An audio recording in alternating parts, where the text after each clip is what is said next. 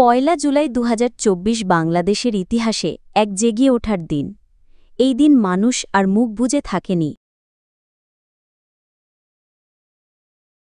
বছরের পর বছর ধরে চলা বৈষম্য, অনিয়ম আর কোটা বিতর্ক অবশেষে জেগে উঠেছিল দেশের শিক্ষার্থীরা।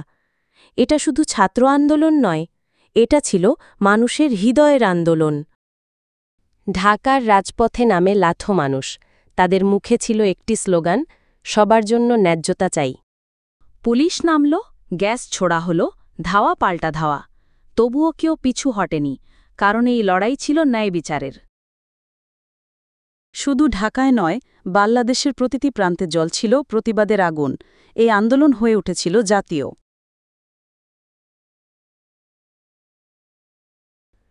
আন্তর্জাতিক মিডিয়া দৃষ্টি দেয়।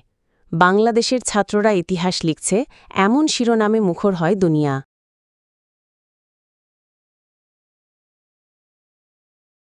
তারা শুধু দাবি জানায়নি, তারা আমাদের শেখায় গর্জে উঠতে।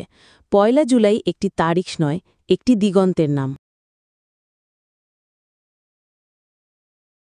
জুলাই জাগরণ, ইতিহাসের পাতায় আমাদের নাম লিখেছি।